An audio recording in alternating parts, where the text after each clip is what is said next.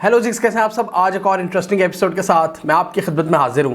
आज की इस वीडियो में हम बात करेंगे भारत और तालिबान के दरमियान ताल्लुकात के बारे में। क्या खिचड़ी पक रही है। हम देखेंगे कि क्या भारत तालिबान को तस्लीम करने जा रहा है, तालिबान भारत के हवाले से क्या सोच रखते हैं अभी ताज़ा वाक़यात के नतीजे में। क्या पाकिस्तान इन दोनों एंटिटीज के दरमियान किसी ब्रिज का किरदार अदा कर सकता है या नहीं। पाकिस्तान कहां पर खड़ा है, पाकिस्तान क्या सोच रहा है इन दोनों के ताल्लुकात को लेकर। अफगानिस्तान के हवाले से रीजन में इस वक्त क्या खिचड़ी पक रही है। आज की इस वीडियो में हम इन सारे सवालात के जवाबात ढूंढने की कोशिश करेंगे।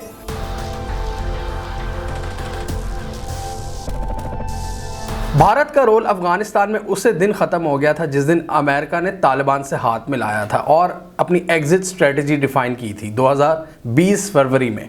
भारत को उसी दिन अफगानिस्तान में अपनी की हुई सारी इन्वेस्टमेंट्स डूबती हुई नजर आ गई थी और उसके बाद हमने देखा जितने भी ग्लोबल एक्सपर्ट्स थे जिनका ताल्लुक चाहे भारत से हो चाहे किसी भी कंट्री से हो, जिनकी इस चीज़ पर नज़र थी, इस खित्ते पर, अफगानिस्तान पर, उन सब ने ये डिक्लेयर कर दिया कि भारत का रोल अफगानिस्तान में अब बिल्कुल ख़त्म हो जाएगा। इस हवाले से हमने भी अपनी कई वीडियोस में जिक्र किया था कि भारत ने हमेशा अफगानिस्तान में गलत लोगों से दोस्ती की, वो जो अब अफगानिस्तान से भाग चुके हैं, और ख़ुद भारत भी अपनी चारों कॉन्सुलेट्स बंद करके अफगानिस्तान से दुम दबाकर भाग चुका है और भारत की एंट्री के अभी कोई नियर फ्यूचर में आसार नहीं नज़र आ रहे।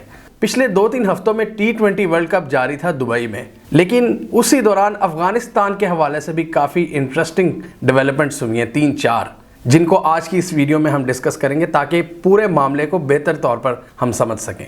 और इन डेवलपमेंट्स ने भारत के अफगानिस्तान के हवाले से जो ताज़ा अज़ाइम है उनको भी खोल कर रख दिया कि भारत क्या सोच रहा है, भारत अब किस नई स्ट्रेटजी के साथ आ रहा है अफगानिस्तान के हवाले से।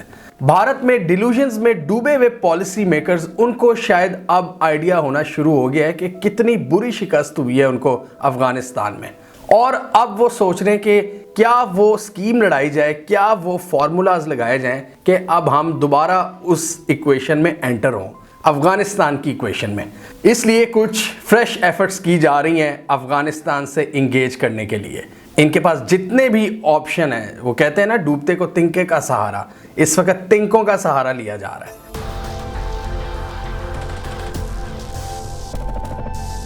भारत ने रीजनल कंट्रीज के जो नेशनल सिक्योरिटी एडवाइजर्स हैं उनकी एक कॉन्फ्रेंस बुलाई दिल्ली में, और उसका जो पूरा एंड पर मतन निकला उसको दिल्ली डिक्लेरेशन का नाम दिया, जैसे बड़ा ही कोई तारीखी इवेंट हो जिसमें सारी दुनिया आई थी भारत में कि अफगानिस्तान के हवाले से हम जो मसाइल हैं उसको डिस्कस कर सकें। लेकिन गेस करें उसमें किन किन ममालिक ने शिरकत की। उसमें सेंट्रल एशिया के ममालिक जो हैं तुर्कमानिस्तान, उज़्बेकिस्तान, ताजिकिस्तान और रशिया और ईरान, इनके जो ऑफिशियल्स थे उन्होंने शिरकत की। और आप ये भी गेस करें कि कौन कौन इसमें नहीं आया।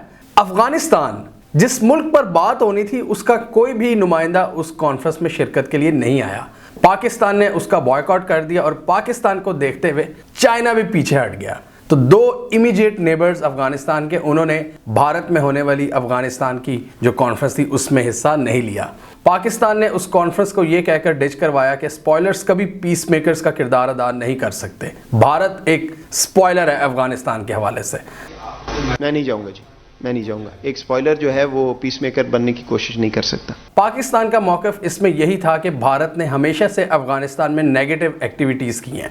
भारत तालिबान को दहशतगर्द करार देता है और इसके साथ ही वो पाकिस्तान की प्रॉक्सी कहता है उनको, और भारत ने हमेशा गनी रिजीम के साथ मिलकर हमारे खिलाफ ही काम किया है। तो किस तरह भारत की ये जो एफर्ट्स है वो सिंसियर हो सकती हैं। पाकिस्तान का ये मौक़िफ़ था और पाकिस्तान के इसी मौक़िफ़ को इंडोर्स चाइना ने भी किया और चाइना ने भी उस मीटिंग से बैक ऑफ किया। इससे ये भी साबित होता है, अगर हम ग्रैंड स्कीम ऑफ थिंग्स में देखें तो एक ये चीज़ भी सामने नज़र आती है कि अफगानिस्तान से रिलेटेड पाकिस्तान और चाइना का एक गठ जोड़ नज़र आता है, जिसमें वो भारत को कोई स्पेस नहीं देना चाहते कि भारत का इस वक्त जो एक रोल ज़ीरो हुआ है वो ज़ीरो पर ही रहे। एक स्ट्रेटेजिक बैटल है जो भारत ने शुरू की थी और अब उसको उसके कॉन्सिक्वेंसेस फेस करना पड़ रहे हैं। उसी दिन जिस दिन न्यू दिल्ली में ये कॉन्फ्रेंस हो रही थी, सेंट्रल एशिया के कुछ ममालिक, रशिया और ईरान मौजूद थे। उस दिन पाकिस्तान में भी अफगानिस्तान के हवाले से एक बहुत अहम मीटिंग हुई, ट्रॉयका प्लस मीटिंग, जिसमें बहुत बड़े बड़े प्लेयर्स शामिल थे। अमेरिका, रशिया, चाइना, पाकिस्तान और ख़ुद तालिबान के फॉरेन मिनिस्टर, वो एक स्पेशल फ्लाइट के ज़रिए पाकिस्तान आए और उन्होंने इस मीटिंग में हिस्सा लिया। और इस मीटिंग का मतन यही था, उसकी जॉइंट जो डिक्लेरेशन आई उसमें यही था कि हमें अफ़गानियों का साथ नहीं छोड़ना चाहिए, तालिबान से इंगेजमेंट रखनी चाहिए, उनको अपनी कमिटमेंट्स पूरा करने का हमें कहते रहना चाहिए उन्हें, और जो ह्यूमैनिटेरियन असिस्टेंस है अफ़गानिस्तान की वो जारी रखी जाए। काफ़ी हद तक एक प्रैक्टिकल डिक्लेरेशन थी, जो एक जॉइंट स्टेटमेंट आई जिसमें बिल्कुल वही बातें दोहराई गई जो पाकिस्तान हमेशा से कह रहा है। इमरान खान का हमेशा से यही मौक़िफ़ है कि हमें अफ़गानिस्तान को, अगर जो भी वहाँ पे कोई हुकूमत करता है उसको तनहा नहीं छोड़ना चाहिए, क्योंकि उसका नुकसान अफ़गानियों को फिर होगा। तो अच्छी बात यह है कि इस वक्त दुनिया की ये जो 3 सुपर पावर्स हैं, अमेरिका, रशिया और चाइना, ये इस्लामाबाद में बैठकर पाकिस्तान का जो स्टैंस है उसको इंडोर्स कर रही हैं।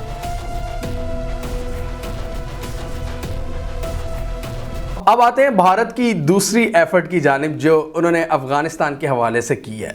भारत ने अफ़गानिस्तान को ये ऑफ़र किया कि इन मुश्किल हालात में हम आपके मुल्क में गंदम भेजना चाहते हैं बहुत बड़ी तादाद में, लेकिन उसके लिए पाकिस्तान को जो ज़मीनी रास्ता है वाघा बॉर्डर के थ्रू वो प्रोवाइड करना होगा, यानी ओल्ड जीटी रोड, उस ट्रेड रूट को दोबारा रिवाइव करना होगा। ये एक काफ़ी इंटरेस्टिंग डेवलपमेंट है और नो डाउट भारत ने ये एक बहुत ही स्मार्ट कार्ड खेला, यहाँ पर स्मार्टली प्ले किया। यहाँ पर एक इम्पॉर्टेंट कार्ड भारत ने खेला यहाँ पर, ताकि पाकिस्तान को टेस्ट किया जा सके। अब ऑब्वियसली इसमें 3 इंटरेस्टिंग चीज़ें हैं इस ऑफ़र में।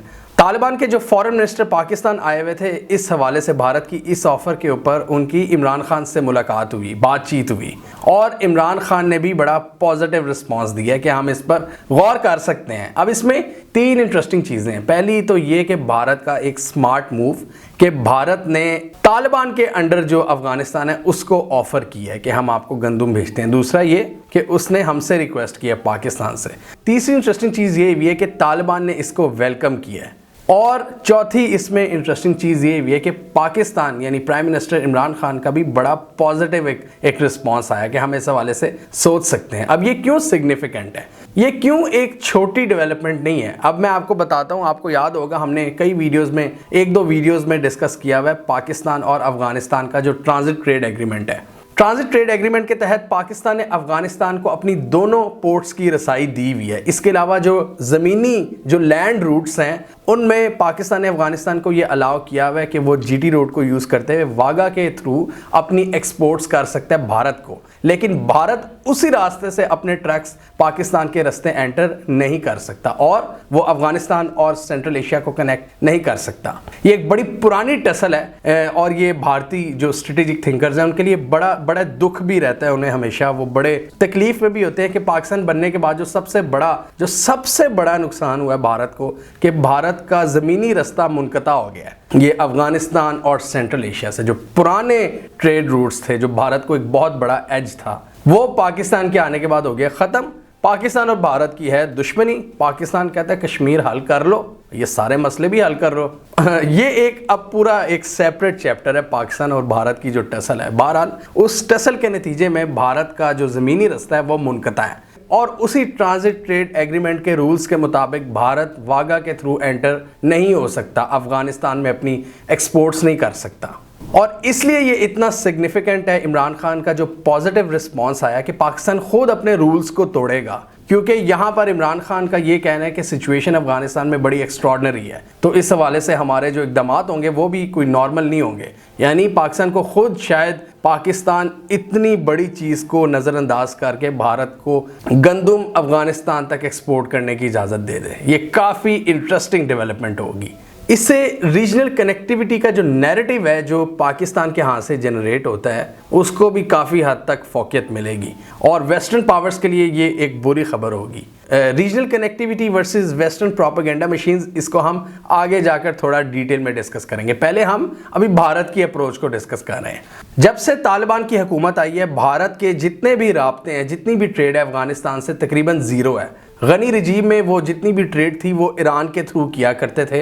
इंटरेस्टिंग चीज़ ये भी है कि गनी रजीम के बरक्स तालिबान, जिनकी भारत से बिल्कुल नहीं बनती, उस दौर में भारत अब ये कोशिश कर रहा है कि पाकिस्तान वाघा का जो कॉरिडोर है वो इनको प्रोवाइड करे।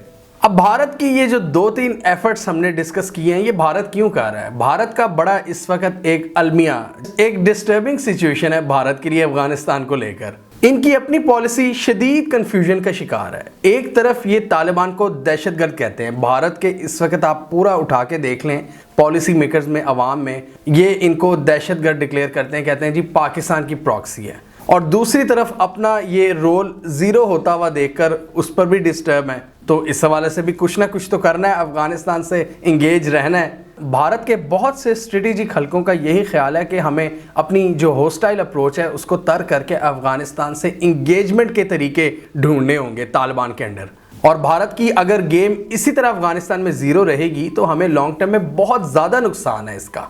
इसलिए भारत इन दो सोचों के बीच में बिल्कुल बुरी तरह से डिवाइड हो चुका है। एक तरफ तो इनकी मोदी सरकार है जो मुसलमानों से शदीद नफरत करती है, और दूसरी तरफ इनके समझदार स्ट्रेटेजिक थिंकर्स। और ख़ुद मोदी सरकार में भी ये सोच कि हमारा क्या बनेगा, कि हमारे हालात अगर ऐसे ही रहे अफगानिस्तान में, अगर इसी तरह ज़ीरो रोल रहा हमारा।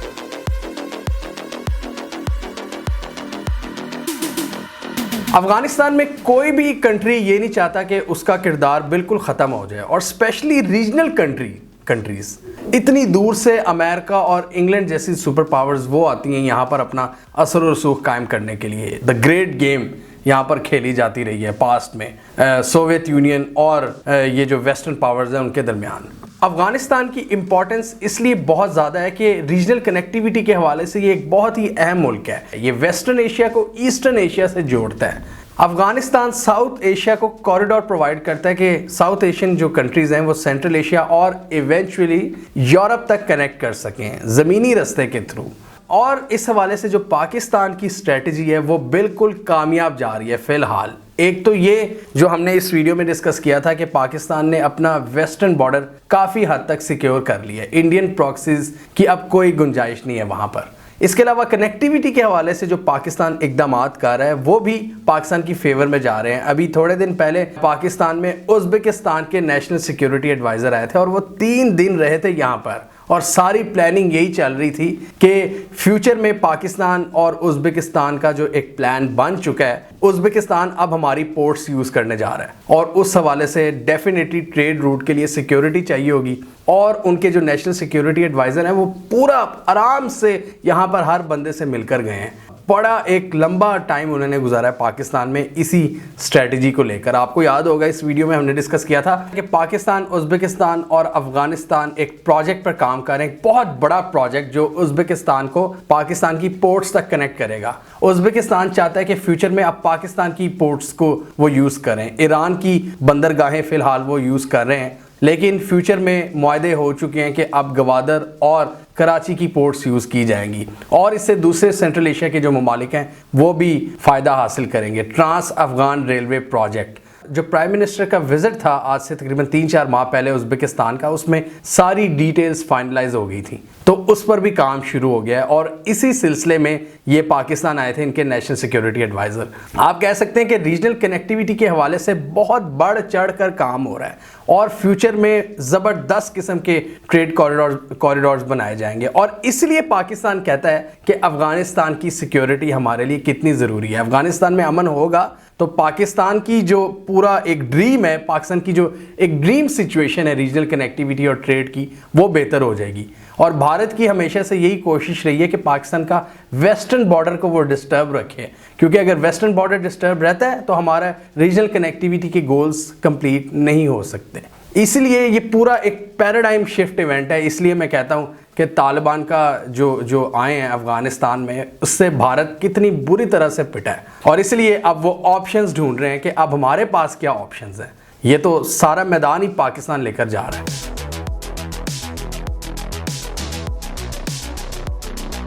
इसलिए अब भारत क्या कर रहा है, अफगानिस्तान के हवाले से रेलेवेंस ढूंढने की कोशिश कर रहा है कि किसी तरह से अपने आप को इस गेम में दोबारा एंटर किया जाए, दोबारा रेलेवेंट हुआ जाए। और भारत ये भी देख रहा है कि रीजनल कंट्रीज इतने ज़बरदस्त तरीके से इंगेजमेंट्स कर रहे हैं, ये रशिया, चाइना, ईरान, पाकिस्तान वगैरह, और भारत को बिल्कुल ही तनहा छोड़ा हुआ है। इनको अपनी आइसोलेशन का डर है। इसी वजह से इन्होंने कॉन्फ्रेंस ही अपने मुल्क में अरेंज करवाई।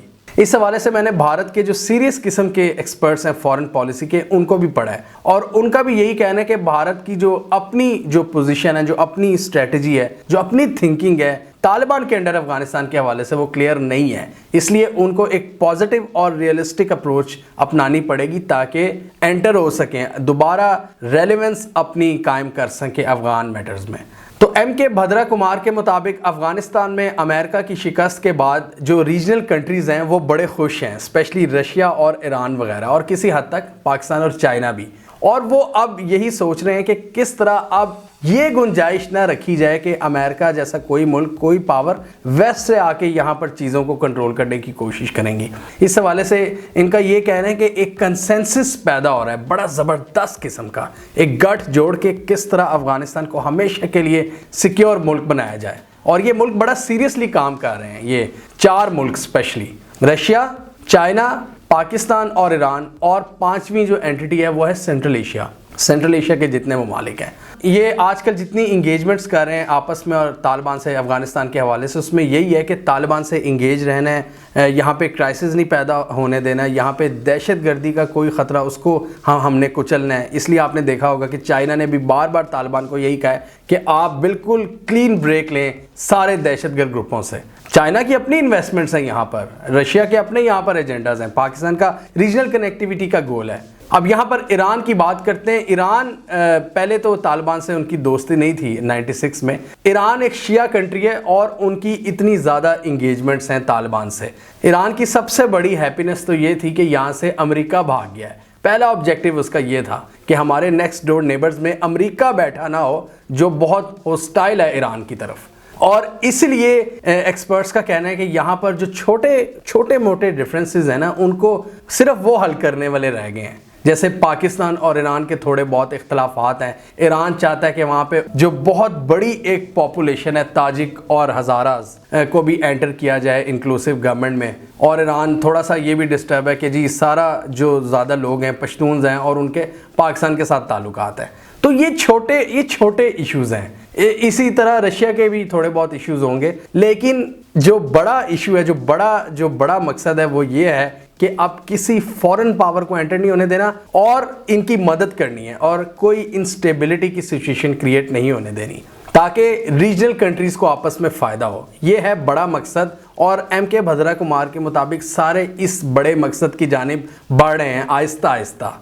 एक्सपर्ट्स के मुताबिक अगर ये सारी कंट्रीज़ एक कंसेंसस कर लेती हैं, मतलब एक पेज पर आ जाती हैं, जो कि आ रही हैं, तो इससे वेस्टर्न प्रोपेगेंडा मशीन्स भी बिल्कुल फेल हो जाएंगी, जो इस वक्त ये लिखने की कोशिश कर रहे हैं कि जी अफगानिस्तान तबाह हो चुका है, बड़ी ही कोई जियोपॉलिटिकल बैटल वहाँ पे शुरू हो गई है। जबकि हकीकत ये है कि जो रीजनल कंट्रीज़ हैं वो मिलकर काम कर रहे हैं। ये बहुत ही इंपॉर्टेंट पॉइंट इन्होंने लिखा है कि वेस्ट की क्या ख्वाहिश है कि यहाँ पर सारे आपस में लड़ें मरें और एक दूसरे को मारें। डिवाइड एंड रूल की बेसिकली उनकी अप्रोच है, जो कि अभी ये होता हुआ नहीं नज़र आ रहा। रशिया और चाइना जो 2 बड़े हैं इस रीजन के, वो बहुत समझदारी से काम ले रहे हैं और इसलिए एम.के. भद्रा कुमार के मुताबिक यहाँ पर भारत के लिए एक बड़ी आइडियल अपॉर्चुनिटी है कि इनके जो लिंक्स हैं ईरान और रशिया के साथ जो हैं थोड़े बहुत, उनको यूज़ करे, मतलब अपना लेवरेज जहाँ भी है उसको यूज़ करे ताकि वो इस इक्वेशन में एंटर हो जिसमें वो आउट हुआ है। इसमें सारे कंट्रीज़ अग्रेसिवली और बहुत एक्टिवली इंगेज कर रहे हैं, वहाँ पर इंडिया बाहर है। तो इवेंचुअली यहाँ पर भारत को पाकिस्तान और चाइना का स्टैंस उसको इंडोर्स करना पड़ेगा। ये मैंने आपको याद होगा पिछले 2-3 साल पहले ही कहा था कि मैं एक रीजनल कनेक्टिविटी, एक इत्तेहाद बनता हुआ देख रहा हूँ जिसमें भारत अकेला होगा। और अगर भारत यही करता रहा कि जी अमेरिका के मफादात का तहफ़्फ़ुज़ करता रहा, तो फिर ऑब्वियसली वो अकेला ही होगा। अगर उसने रीजनल कंट्री के साथ चलना है तभी वो इस अलायंस में शामिल हो सकता है जो फ्यूचर में एक बन रहा है।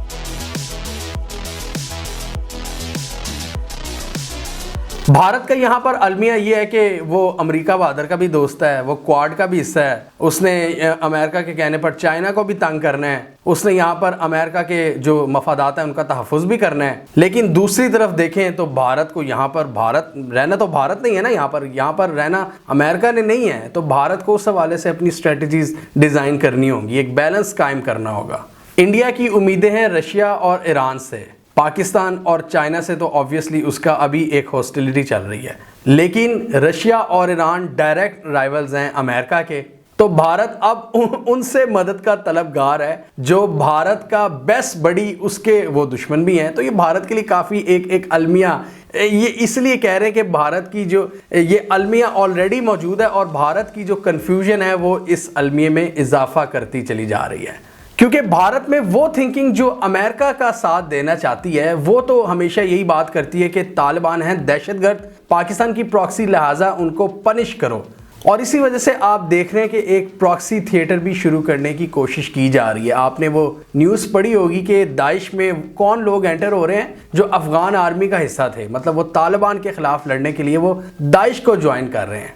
तो इस प्रॉक्सी थिएटर में ऐसी बहुत सी आवाज़ें हैं भारत में जो कि चाहती हैं कि वेस्टर्न प्रोपेगेंडिस्ट उनका वो साथ दें। मैं हैरान हुआ, शशि थरूर एक बड़ी ही एक काफ़ी सेंसिबल आवाज़ है इंडिया में, कांग्रेस से उनका ताल्लुक है, कांग्रेस जो पार्टी है, उन्होंने एक आर्टिकल लिखा, उसमें भी उन्होंने यही कहा कि एक बहुत बड़ा थ्रेट इमर्ज हो रहा है। चाइना और पाकिस्तान ऑलरेडी हमारे लिए थ्रेट है और तीसरा थ्रेट है अफगानिस्तान की शक्ल में तालिबान के अंडर, और इन तीनों का जो गठजोड़ है वो हमें नुकसान देगा शशि थरूर के मुताबिक। और उन्होंने उनको क्लियर अल्फाज में उनको दहशतगर्द कहा तालिबान को। और एंड पर उन्होंने भी मोदी सरकार को यही मशवरा दिया कि वो अपनी पॉलिसीज़ को ज़रा वाज़िया करें कि वो करना क्या चाहते हैं। एक तरफ हमने ये देखा है कि इंडिया छुप कर तालिबान से मीटिंग भी करता है दोहा में, और उसको पब्लिक करते हुए भी डरता है कि कहीं अवाम हमारी गुस्से ना हो जाए, क्योंकि पब्लिकली ये तालिबान को दहशतगर्द कहते हैं लेकिन बैकडोर से इनसे मिलने की कोशिशें करते हैं। तो ये जो 2-3 डेवलपमेंट्स हुई हैं पिछले 1-2 हफ्ते में, उससे नज़र आता है भारत काफ़ी हद तक अब इनसिक्योर हो चुका है। भारत एक रेलेवेंस ढूंढ रहा है। ये जो कॉन्फ्रेंस अफगानिस्तान के हवाले से मुनक्किद करवाई, फिर गंदम भेजने की ऑफ़र, पाकिस्तान से रिक्वेस्ट, तालिबान से बैकडोर मीटिंग्स, ये सब उसी स्कीम का हिस्सा है। तो हम कह सकते हैं कि भारत की इस अप्रोच में एक चेंज नज़र आ रहा है और वो चाह रहे हैं कि अफ़गानिस्तान में वो भी कोई ना कोई किरदार हासिल कर लें। लेकिन अगेन मोदी सरकार का जो ट्रैक रिकॉर्ड है मुसलमानों के हवाले से, जो ये जुल्म करते हैं माइनॉरिटीज़ पर, मुसलमानों से इनकी जो एक नफ़रत है वो भी बहुत ज़्यादा रुकावटें पैदा करेगी तालिबान से इंगेजमेंट के हवाले से। तालिबान के ऑलरेडी 1-2 बयान आए हैं कश्मीर के हवाले से कि कश्मीरी मुसलमानों से हमारी बड़ी हमदर्दी है। उन्होंने ये तो कमिट कर दिया कि हम अफगानिस्तान की जो बाउंड्रीज़ हैं वहाँ से ना खुद निकलेंगे ना किसी को उससे बाहर निकलकर कार्रवाइयाँ करने देंगे। लेकिन उन्होंने ये इशारा ज़रूर दिया कि हम इस पर गहरी नज़र रखते हैं जो भारत कर रहा है वहाँ पर। इसीलिए इवन शशि थरूर भी, जो कि तालिबान को दहशतगर्द कह रहे थे, उन्होंने भी मोदी सरकार को यही मशवरा दिया कि आपकी जो इतनी ज़्यादा एंटी माइनॉरिटी पॉलिसीज़ हैं वही आपके लिए रुकावट हैं आपकी अफ़गानिस्तान की पॉलिसी को डिफ़ाइन करने में। मतलब किस मुंह से आप ये कह सकते हैं कि आप अफगानिस्तान के हमदर्द हैं, जबकि गनी रिजीम के जो मिनिस्टर्स थे आपने तो उनको भी वीज़े नहीं दिए, और अशरफ गनी के कई मिनिस्टर्स इस हवाले से भारत से बड़े मायूस हुए कि भारत ने हमें कोई जगह नहीं दी अपने मुल्क में। तो ये जो भारत ने 2-3 फ्रेंडली इकदाम करने की कोशिश की है, भारत यहाँ पर एक अपॉर्चुनिटी ढूंढ रहा है। लेकिन मोदी सरकार की जो कोर उनकी अप्रोच है, जो उनका एक रोग बिहेवियर है, वो उनको नुकसान भी दे सकता है। तो ये चीज़ एक अपॉर्चुनिटी भी है भारत के लिए और एक चैलेंज भी। हमें कमेंट सेक्शन में बताइए आपके ख्याल में भारत इस अपॉर्चुनिटी को अवेल कर सकता है और अफगानिस्तान में अपना कोई किरदार ढूंढ सकता है या नहीं, या ये सिचुएशन आने वाले दिनों में भारत के लिए मज़ीद चैलेंजेस पैदा करेगी और भारत अफगानिस्तान से मज़ीद दूर हो जाएगा। कमेंट कीजिए। इसके अलावा हमारा YouTube चैनल सब्सक्राइब कर लें और साथ ही वो बेल आइकॉन भी दबा लें ताकि वो स्टोरीज़ दुनिया भर से और पाकिस्तान से जिनकी मेन स्ट्रीम मीडिया पर प्रॉपर कवरेज नहीं होती, हमारे प्लेटफॉर्म के थ्रू आप तक टाइम पर पहुंच जाए।